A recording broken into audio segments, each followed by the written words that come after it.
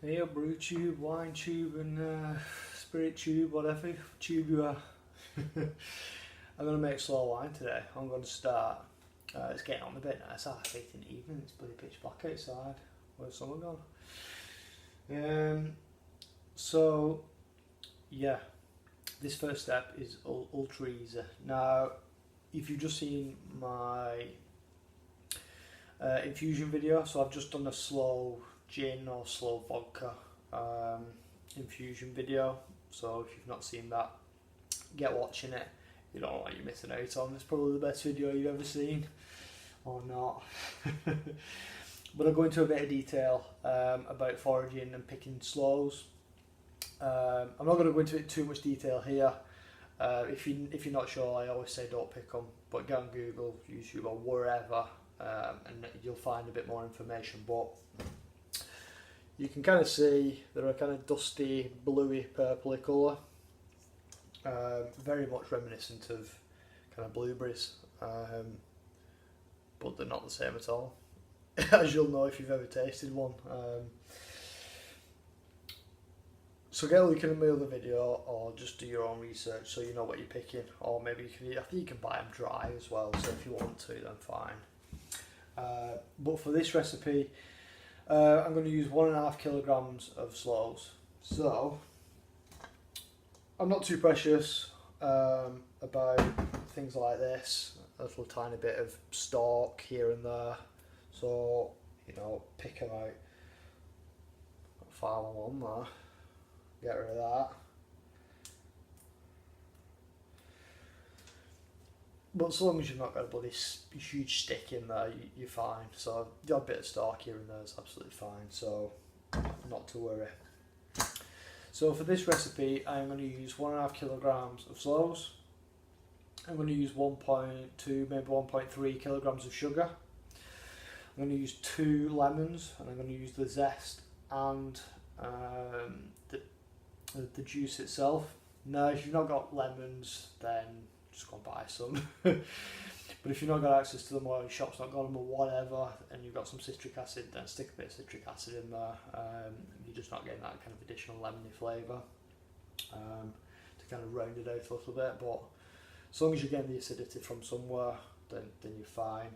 I'm going to use 200 grams of raisins. That's going to give it a bit of body, a bit of mouthfeel, as it would with any kind of proper wine. If you wanted to, you could use red wine concentrate, red grape concentrate rather. 250 mils would be fine. What else am I going to use? I'm going to use some pectolase, I'm going to use some yeast nutrient, and I'm going to use a Bordeaux yeast that I've been keeping to one side for this very specific wine. So last year I tried this. I didn't have enough sloes. I went too late in the season and every bugger had nicked them. So I ended up with like 1.1 kilogram of the worst sloes that the universe has ever seen. And they also started fermenting by themselves. The result was awful. So it tasted like water and nail polish. So I'm hoping I'm going to remedy that this year by using a couple of Cameron tablets as well. And I did use one last year. I'm going to put a couple in this year, make sure we don't get any of that nonsense happening. So anyway, sterilised bucket.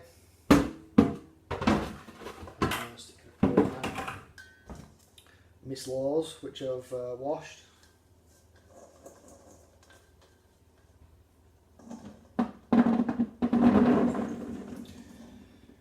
Get them in there. There's a couple of bits of leaves as well in there, but like I said, as long as you've not got loads in there, then you don't be too precious. But if you want to pick them out, feel free. And I'm going to stick 2 litres of boiling hot water in there.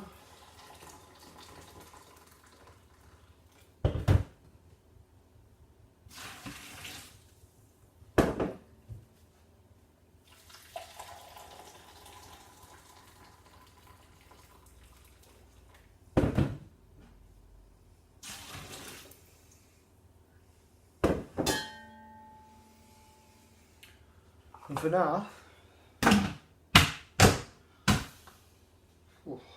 that's a lot. Now I'm going to let that cool overnight.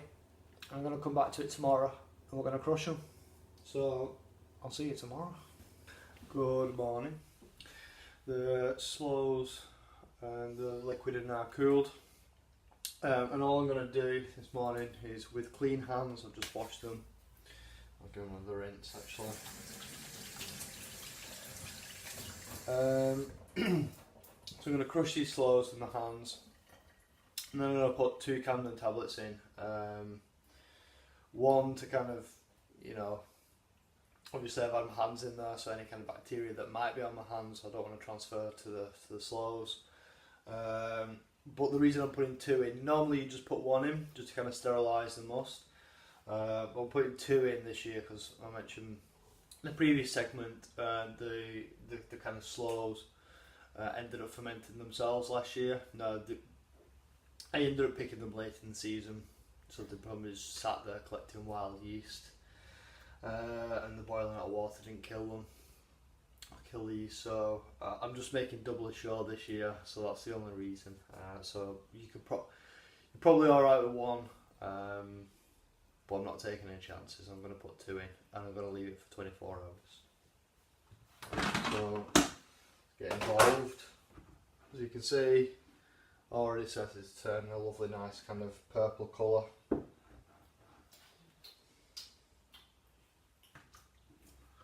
Let's just get in and squish them.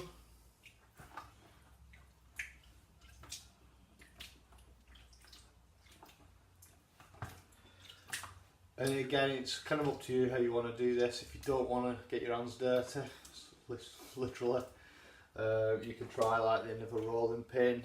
I find that they're this is a little bit too hard for a potato masher, and you don't want to crush the stones either. So yeah, the best way, again, I've found similar to kind of, you know, when we're crushing rose hips in the rose hip wine video, is just to use your hands. So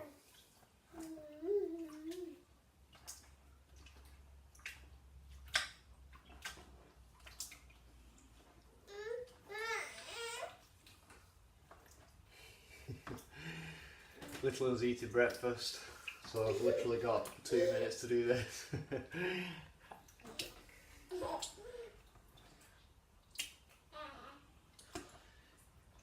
Right, so most of them are crushed. I mean, not all of them are going to get crushed. Okay.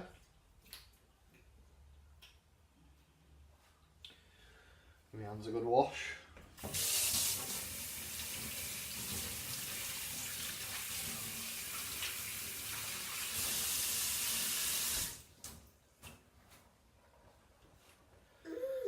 You can see now, a lovely deep purple colour.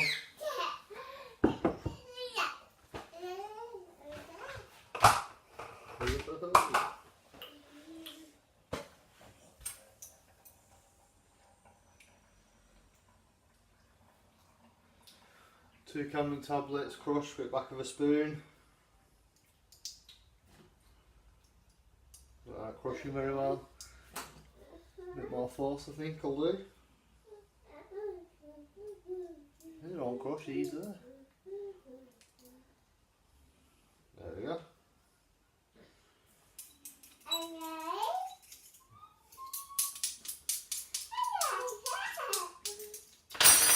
I've got a sterilised spoon, but the Camden tablet should do the jobs anyway.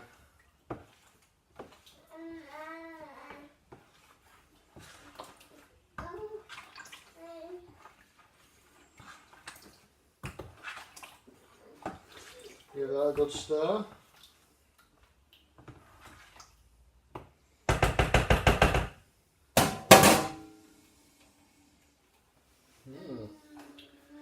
Put the lid back on.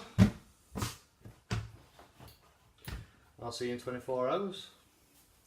Welcome back. I'm actually 48 hours later. I did say 24, didn't I think? And the other reason is because I just didn't get time to do this yesterday, so So here we are. So you know, no harm, no foul. We'll crack on. So I'm hoping. I've not actually checked yet that this hasn't started fermenting like by itself like it did last year. So fingers crossed. Okay, we're good. We're good. Okay. So hopefully you can see that. There you go. Lovely colour.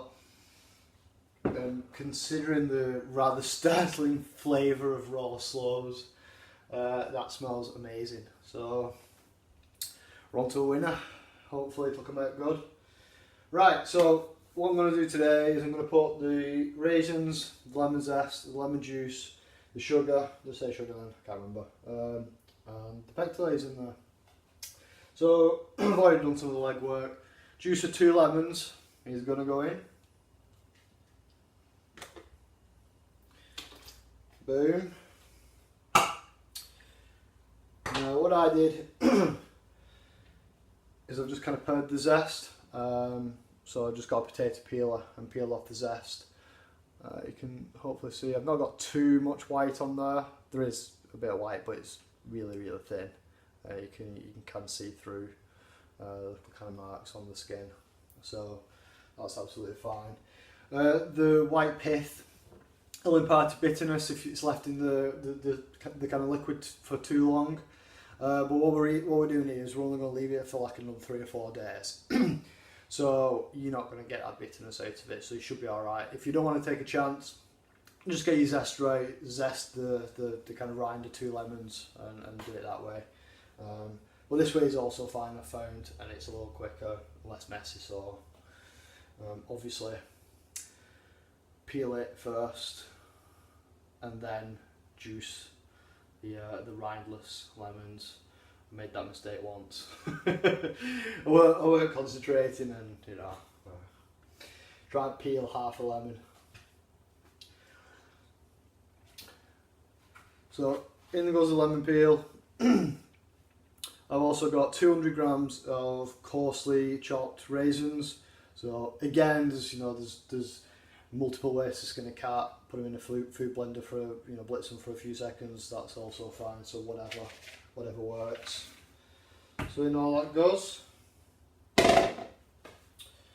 And with the lemons as well, they were unwaxed.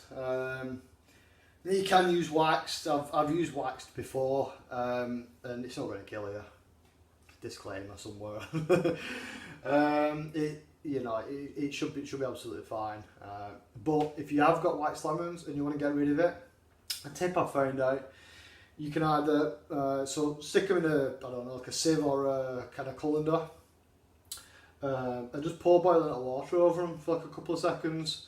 Or you can use your like really kind of hot water from your hot water tap. Just have to let it run and get up to temperature. Stick it under there for 30 seconds or so, and just get a vegetable brush and just scrub it off and it'll come off. So again, whatever you want to do, whatever.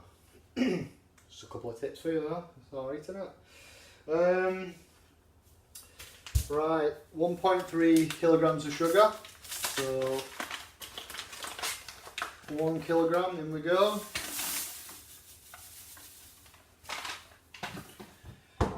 Let's measure out this, see what we're on.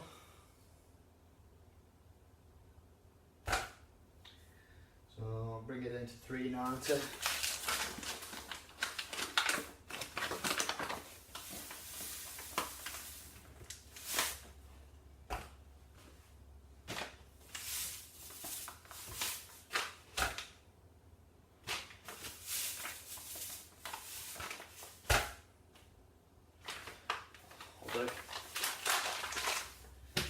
We're not scientists, are we? Right, I'm going to put a teaspoon of pectolase.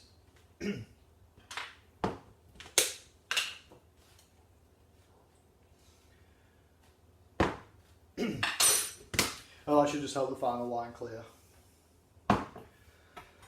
Right, so I'm going to give this a stir. And what you probably could have done with the sugar is just stick it with some kind of boiling water or some hot water. So I still need to put 2.5 litres of water in here as well. So I'm just going to stir this, get rid of all the grittiness from the sugar. Again, you know, there's always multiple ways to do it. On my rosé wine video, I put it in a pan with some hot water, so I'd already got it dissolved, but yeah, I've not done that this time around, so it's going to take me a bit longer to get it dissolved, but you know, it's not an issue. I've got half an hour, so kind of time kill. Right, so lost half a litre of water. I've just given this a good stir, but we'll just get rid of any, like I say, any grittiness from that sugar, which is pretty much almost gone now. So what I was going to stir it for like, I don't know, 90 seconds, and it's dissolved, so we're all good. So I'll do. Right.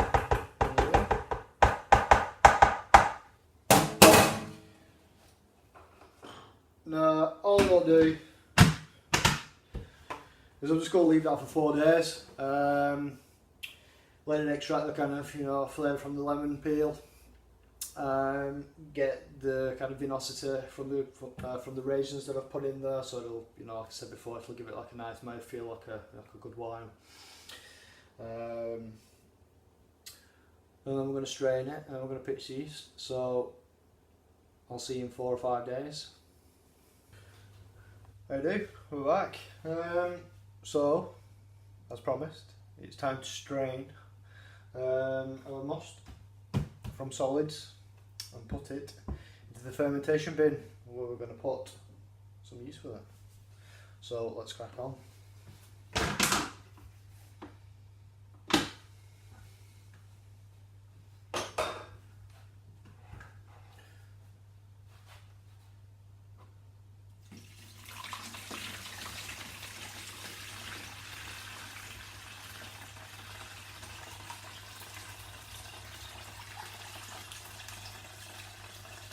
So if you've seen my other videos,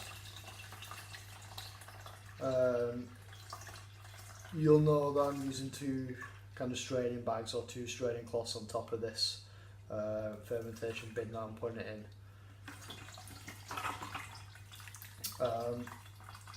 The one on top is a coarser one to catch all the big particles, and the one underneath is just a finer one to catch any finer particles. So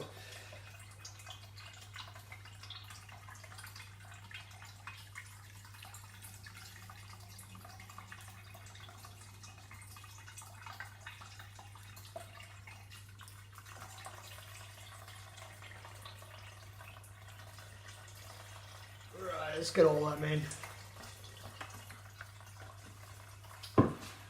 Right, so you can see, maybe, yes, you can see the liquid there. So it's draining fairly slowly because obviously it's all clogged up. So I'm just going to give that a minute to kind of drain, give it a bit of a wiggle, just to get the juice down into the fermentation bin. I'll be back. Right, so we're all strained now, all the solids have gone, all the large particles obviously, like I said, captured in the coarse straining bag, and like a sludge in the finer straining bag, and you know, I'm doing my bit, get it all recycled, composted. So we're onto a winner. So you can see that lovely and kind of clear, barely any bits in it at all. So the extra bit of effort will be worth it in the long run, save you dealing with all the shit later. Right, so sterilised spoon.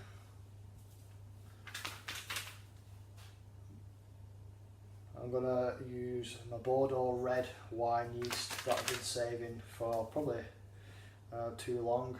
I don't know what the sell that the use by date is.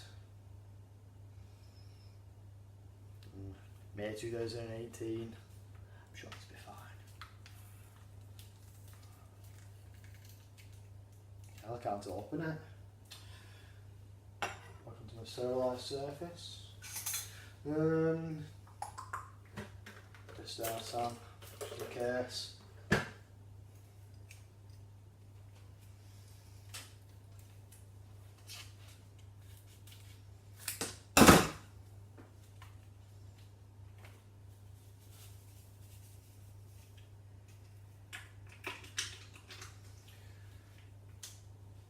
And obviously it's been aerated when I poured it through the cloths and into the bucket. We'll give it one final stir to oxygenate it just like a little bit more and to get the cheese mixed in.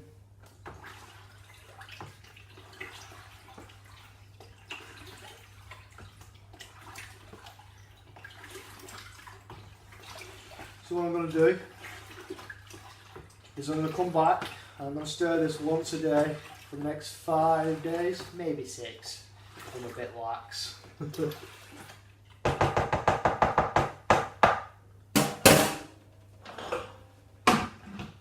So I'll usually fit that lid to let any CO2 escape. And once 5 or 6 days is up, I'm going to rack it into the first demijohn. I'm going to let it ferment out for the most part.